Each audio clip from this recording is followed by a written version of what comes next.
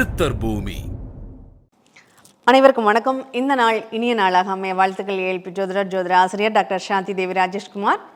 நிறைய திருமணத்தை பற்றிய கேள்விகள் தாங்க நிறைய இருக்குது. இதில் ஒரே ஒரு விஷயம் சொல்லணுன்னா, எதிர்பார்ப்புகளால் திருமணத்தில் பிரச்சனைகளையும் தடைகளையும் சந்திக்கக்கூடிய ராசிகள் என்னங்கிறத கொஞ்சம் சொல்லுங்கள் அப்படின்னு நிறைய பேர் வேண்டுகோள் விடுத்தாங்க. அதற்காக தான் இந்த பதிவு. எதிர்பார்ப்புகள் யார் வச்சுக்கக்கூடாது, யாருக்கெல்லாம் அந்த எதிர்பார்ப்புகள் பூர்த்தியாகும், யாருக்கெல்லாம் பூர்த்தி ஆகாது அப்படிங்கிறத நம்ம பார்க்கலாமா? ஒவ்வொரு லக்னத்திற்கும் 7ஆம் பாவகம் நல்ல அமைப்பில் இருக்குது. 7ஆம் பாவகத்தின் அதிபதி நல்ல அமைப்பில் இருக்குன்னா அவங்க எதிர்பார்க்குற மாதிரியான வாழ்க்கை துணை அமையும். மேஷம்னு எடுத்துட்டோம்னா சுக்கிரன் நல்லா இருக்காருன்னா அவங்க எதிர்பார்த்த மாதிரி வாழ்க்கை துணை அமையும். ரிஷபமாக இருக்குது, செவ்வாய் நல்லா இருந்தால் எதிர்பார்த்த வாழ்க்கை துணை அமையும். மிதுனமாக இருக்குது, அவங்களுக்கு குரு நல்லா இருந்தாருன்னா எதிர்பார்த்த மாதிரி வாழ்க்கை துணை அமையும். கடகம் லக்னமாக போகுது, சனி பகவான் நல்ல அமைப்பில் இருந்தால் எதிர்பார்த்த மாதிரி வாழ்க்கை துணை அமையும். கிடையாதுங்க. கடக லக்னத்திற்கு சனி பகவான் நல்ல அமைப்பில் இருந்தாலும் எதிர்பார்க்குற மாதிரி மாப்பிள்ளை கிடைக்காது. சிம்ம லக்னம் எதிர்பார்த்த மாதிரி மாப்பிள்ளை கிடைக்காது. ஆனால் இவங்களுக்கு காதல் திருமணம் கைகூடுமா? சூப்பராக இருக்கும். காதல் திருமணங்கள் அவங்களுக்கு அவங்க எதிர்பார்த்த மாதிரி அமையும். சனி பகவான் நல்ல நிலையில் இருந்தால் கூடுதலாக அதை சேர்த்துக்கணும். இல்லாட்டினா சிம்மலகனம் கடகலகனம் லவ் மேரேஜ் அப்படின்ட்டு போயிடக்கூடாது.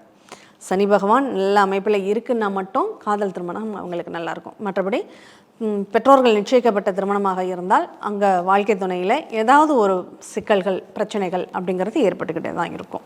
கன்னி லக்னம் குரு பகவான் நல்ல அமைப்பில் இருந்தால் அவங்க எதிர்பார்த்த மாதிரியான வாழ்க்கை துணை அமையும். துலாம் லக்னம் செவ்வாய் நல்ல அமைப்பில் இருந்தால் சூப்பராக இருக்கும். கம்பீரமான ஒரு வாழ்க்கை துணை அப்படிங்கிறது கிடைக்கும். விருச்சக லக்னம் ரொம்ப அழகான வாழ்க்கை துணை கிடைக்கும். தனுசு லக்னம் அறிவான வாழ்க்கை துணை கிடைக்கும். எதிர்பார்க்குற மாதிரி புதன் நல்ல அமைப்பில் இருந்தால் எதிர்பார்த்த மாதிரியான வாழ்க்கை துணை கிடைக்கும். மகர லக்னம் எதிர்பார்த்த மாதிரி இருக்காதுங்க. நீங்கள் அங்கே எதிர்பார்க்குறது ஒன்று நடக்கிறது ஒன்றா தான் இருக்கும். நான் எப்படியெல்லாம் நினச்சேன் தெரியுமா அப்படின்னு ரொம்ப ஃபீல் பண்ணுவாங்க. அதனால் மகர லக்னம் வாழ்க்கை துணையை தேர்ந்தெடுக்கிற விஷயத்தில் உங்களுக்கு பிடிச்ச மாதிரிங்கிற வார்த்தையை பயன்படுத்தாதீங்க. கும்ப லக்னம் உங்களுக்கு எதிர்பார்த்த மாதிரி வாழ்க்கை துணை அமையுமா? சூரியன் நல்ல அமைப்பில் இருந்தால் கண்டிப்பாக அமையும். மீன லக்னம் நீங்கள் எதிர்பார்க்குற மாதிரி வாழ்க்கை துணை அமையுமா? கண்டிப்பாக அமையும். ஆனால் இதில் எதிர்பாராமல் அமைஞ்சிடுச்சுன்னு சொல்லக்கூடிய ஒரு ராசிகள் இருக்காங்க. அது என்ன மாதிரி எல்லாம் எதிர்பாராமல் எனக்கு அமைஞ்சிடுச்சு, நான் நினச்சே பார்க்கல இப்படி அமையும்னு, ஆனால் எனக்கு இப்படி ஆயிடுச்சு அப்படின்னு சொல்கிறது உண்டு. எந்தெந்த ராசி தெரியுமா? மிதுனம் அவங்க என்ன எதிர்பார்த்தாலும் திடீர்னு அவங்களுக்கு ஒரு சில வாய்ப்புகளை ஏற்படுத்தி கொடுக்கும். சிம்மம் திருமண வாழ்க்கை திடீர்னு அமைச்சு கொடுக்கக்கூடிய அமைப்புகளை கொடுக்கும். துலாம் திடீர் வாய்ப்புகளை கொடுக்கும். தனுசு திடீர் வாய்ப்புகளை கொடுக்கும். இது எல்லாமே எதிர்பாராத திடீர் திருமண வாய்ப்புகளை ஏற்படுத்திடும். எதிர்பார்ப்புக்கு அப்பாற்பட்ட நிகழ்வாக கூட அமைஞ்சிடும்.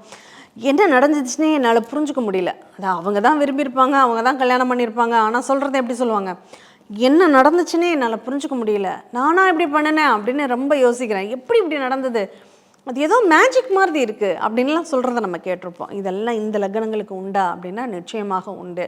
அதனால் திருமண வாழ்க்கை என்பது நம்ம திட்டமிட்டபடி அமையக்கூடியது இல்லை. திருமணம் வாழ்க்கை துணை அப்படிங்கிறது கடவுள் நிச்சயம் பண்ணி அமைச்சு கொடுக்கறது. அதனால் அது புரிஞ்சுக்கிட்டு உங்கள் ஜாதகத்தில் உங்களுடைய 7ஆம் பாவகம் எப்படி இருக்குங்கிறத பார்த்து அதுக்கு தகுந்த மாதிரி உங்களுடைய கனவுகளையும் கற்பனைகளையும் தேர்ந்தெடுத்துக்கோங்க. இப்போ சமீபத்தில் ஒரு ஜாதகம் பார்த்தேன், நேற்று பார்த்த ஒரு ஜாதகம். மாப்பிள்ளை ரெடியாக இருக்குது, மாப்பிள்ளை பார்த்துட்டாங்க. நான் அந்த ஜாதகத்தை காமிச்சோன்னே திருமணத்துக்கு தான் காமிச்சாங்க, திருமணம் பண்ணலாமாங்கிறது தான் அவங்களுடைய கேள்வி. பார்த்தோன்னு சொன்னேன், அந்த பொண்ணுக்கு ஒன்று உருவ தோற்றத்தில் நல்ல குண்டாக இருக்க மாப்பிள்ளை அல்லது ஒல்லியாக இருக்க மாப்பிள்ளை தான் கிடைக்கும். கண்ணாடி போட்டிருந்தா ரொம்ப சூப்பர். அவங்களுக்கு ஏஜ் டிஃப்ரெண்ட் ரொம்ப இருக்காது. அவங்க வேலை செய்யக்கூடிய ஊர்லேயே அமைஞ்சால் பார்த்துடுங்க அப்படின்னு. அதே மாதிரி ஒரு ஜாதகம் வந்திருக்கு. ஆனால் பொண்ணுக்கு பிடிக்கல. என்ன அமைப்பு இருக்கோ அதை தான் அங்கே அமையும். எனக்கு பிடிக்கலை, எனக்கு வேண்டான்னு சொன்னால் இந்த காரணத்தை வச்சு அந்த திருமணத்தை தடை பண்ணணுங்கிற ஒரு அமைப்பும் இருக்குது. அதனால் அந்த பொண்ணால் அதை ஏற்றுக்க முடியல. சமாதானப்படுத்தி பண்ணி வைங்க அப்படின்னு சொல்லியிருந்தோம். அப்போ அந்த மாதிரி நிறைய நிகழ்வுகள் அங்கே இருக்குது. அப்போ ஒரு ஜாதகம் நமக்கு மாப்பிள்ளை இப்படி அமையணும் அப்படி அமையணும் அப்படின்னு பொருத்தம் பார்க்குறதுனால ஏற்படக்கூடிய நிகழ்வு இல்லை. உங்கள் ஜனன ஜாதகம் சொல்லிடும். உங்கள் ஜாதகத்தில் 7ஆம் பாவகம் எப்படி இருக்குது, இன்றைக்கி லக்னம் என்ன, அட்சய லக்னத்திற்கு 7வது வீடு நல்ல அமைப்பில் இருந்தால் நீங்கள் எதிர்பார்த்த மாதிரி ஆசைப்பட்ட மாதிரியான வாழ்க்கை துணை அமையும். அந்த 7ஆம் பாவம் நல்ல அமைப்பில் இல்லை அப்படிங்கிற பட்சத்தில் நீங்கள் எதிர்பார்த்த மாதிரி ஆசைப்பட்ட மாதிரியான வாழ்க்கை துணை அங்கே அமையாது அப்படிங்கிறத புரிஞ்சுக்கணும். இன்னும் ஒரு சில ஜாதகங்களில் ஒரு முக்கியமாக இந்த நிகழ்வை இங்கே பதிவு பண்ணியே ஆகணும். 7ஆம் பாவகம் நல்லா இருக்குங்க. உதாரணத்துக்கு எடுத்துக்கிறோன்னா துலாம் லக்னம்னு வச்சுக்கோங்களேன். 7ஆம் இடத்தின் அதிபதி செவ்வாய். இந்த செவ்வாய் 7ஆம் இடத்துலையே இருக்காங்க. ரொம்ப நல்லா இருக்குது. வருமானத்தை தரக்கூடிய அளவுக்கு வேலைக்கு போகக்கூடிய வாழ்க்கை துணை அமையுங்கிற அமைப்பு இருக்குது. சரி, அது நடக்குமா அப்படின்னா அந்த செவ்வாயினுடைய வேல்யூ வெறும் 20% தான் இருக்குது. அப்போ அங்கே உடல் பலம் இல்லாத, ரொம்ப அடிக்கடி மருத்துவமனைக்கு போயிட்டு வரக்கூடிய, நோய்வாய்ப்படக்கூடிய, நோய் எதிர்ப்பு திறன் இல்லாத வாழ்க்கை துணை தான் அமையணுங்கிற அமைப்பு அந்த பொண்ணு ஜாதகத்தில் இருக்கும்.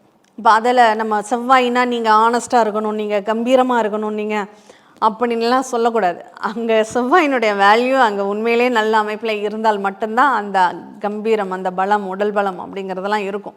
அந்த செவ்வாய் ரொம்ப குறைவான வேல்யூவில் இருக்காங்க. 20% தான் அவங்களுடைய வேல்யூ இருக்குன்னா அங்கே பலம் குறைஞ்சிருக்காருன்னு அர்த்தம். அப்போ நம்ம எதிர்பார்க்குற மாதிரி அங்கே இல்லை. அப்போ உடல் பலம் பார்த்தாலே தெரியும் இவருக்கு நோய் எதிர்ப்பு திறன் குறைவாக இருக்குது அப்படிங்கிறது. அப்போ அதை வச்சு நம்மளால் புரிஞ்சுக்க முடியும். நம்ம கண்களில் ஜீவன் இருக்கும் நிறைய பேருக்கு. ஏன் 2 முகம் அப்படின்னு சொல்கிறாங்க, 2 கண்கள்னு சொல்கிறாங்க. அந்த ஒவ்வொரு ஜாதகத்திலும் 2ஆம் பாவகம் சொல்லும் அந்த ஜாதகருக்கு ஜீவன் இருக்கா இல்லையா அப்படின்னு. அப்போ அந்தளவுக்கு அந்த 2ஆம் பாவகம் சப்போர்ட் பண்ணக்கூடியதாக இருக்கும். அதையும் நம்ம திருமணத்திற்கு முக்கியமாக பார்க்கணும். ஏன்னா 2ங்கிறது தான் வருமானம். பணம் நல்லா இருக்கணும், இருந்தால் தான் கல்யாண வாழ்க்கையோட சிறப்பாக இருக்கும். அதனால் அதையும் நம்ம கவனிக்கணும். இதெல்லாம் நம்ம புரிஞ்சுக்கிட்டால் நம்ம வாழ்க்கை உண்மையிலே திருமண வாழ்க்கையிலே பிரச்சனையே வரக்கூடாதுன்னா நாங்கள் என்ன பரிகாரம் பண்ணணும்னு ஒருத்தங்க கேட்டாங்க. இந்த மாதிரி இதுக்கு முன்னாடி பார்த்த ஜாதகம் தான் திருமண வாழ்க்கையில் அடுத்த 4.5 வருஷம் கொஞ்சம் பிரச்சனைகள் இருக்கத்தான் செய்யும், நீங்கள் அதை பேஸ் பண்ணி தான் ஆகணும், திருமணத்தை பண்ணி வச்சுடுங்க. இல்லைங்க அவங்களுக்குள்ள பிரச்சனையே வரக்கூடாது, அதுக்கு என்ன பண்ணணும்? உங்கள் பிள்ளையோ பையனோ நீங்கள் யாருக்கு திருமணம் பார்க்குறீங்களோ அவங்கள ஒரு தடவை ஜாதகத்தை படிக்க சொல்லிவிடுங்க. அதுதான் அவங்களுக்கான பரிகாரம். நீங்கள் கோயிலுக்கு போய் என்னதான் கோயிலுக்கு போனாலும், கும்பிட்டாலும், தெய்வத்தை வருந்தி அழைத்தாலும் உங்கள் ஜாதகத்தில் உள்ள விதிப்பயன் மனம் மாறாது. ஆனால் அந்த விதிப்பயன் என்னன்னு தெரிஞ்சுக்கிட்டா, இப்படியெல்லாம் நடக்கும்னு நான் யோசிக்கவே இல்லையே, நான் தெரிஞ்சுக்கிட்டு இருந்தால் நான் கொஞ்சம் மாற்றிக்கிட்டு இருப்பேனே அப்படிங்கிறவங்க நிறைய பேர் இருக்காங்க. காலம் கடந்து உணர்ந்து பயனே கிடையாது. இன்றைக்கி நம்மக்கிட்ட படிக்கக்கூடிய எல்லா ஸ்டூடெண்ட்டும் சொல்லக்கூடிய வார்த்தை, எனக்கு இது 20 வயசில் தெரிஞ்சிருந்தா, 25 வயசில் தெரிஞ்சிருந்தா, 10 வருஷத்துக்கு முன்னாடி தெரிஞ்சிருந்தா நான் இவ்வளோ இழப்பை நான் சந்திச்சிருக்க மாட்டேனேன்னு சொல்கிறாங்க. அதனால் தயவு செஞ்சு உங்கள் பிள்ளைங்களுக்கு சீதனமாக நீங்கள் எதை கொடுத்தாலும் கொடுக்கலனாலும் இந்த ஜோதிட கல்விங்கிறத கொடுத்து அனுப்புங்க. அவங்க வாழ்க்கையில் எப்பெல்லாம் இடர்பாடுகள் வருகிறதோ அப்பெல்லாம் அது ஏன் வருதுன்னு புரிஞ்சு அதுக்கு தகுந்த மாதிரி அவங்கள பக்குவப்படுத்திக்க அவங்களால முடியும். நிச்சயமாக அது அவங்களுக்கு நன்மைகளையே தரும் அப்படிங்கிறத சொல்லிக்கிறேன். அதனால் உங்கள் பிள்ளைகளுக்கு திருமணத்தை முடித்து வைப்பதற்கு முன்பு நீங்கள் கொடுக்கக்கூடிய ஒரு சீதனம் ஜோதிட கல்வியாக இருக்கட்டும். அது ஏழ்பியாக இருந்தால் அவங்க விரைவில் அவங்களால கற்றுக்க முடியும். மீண்டும் இனியதொரு நிகழ்வில் சந்திப்போம். நன்றி, வணக்கம். சித்தர் பூமி.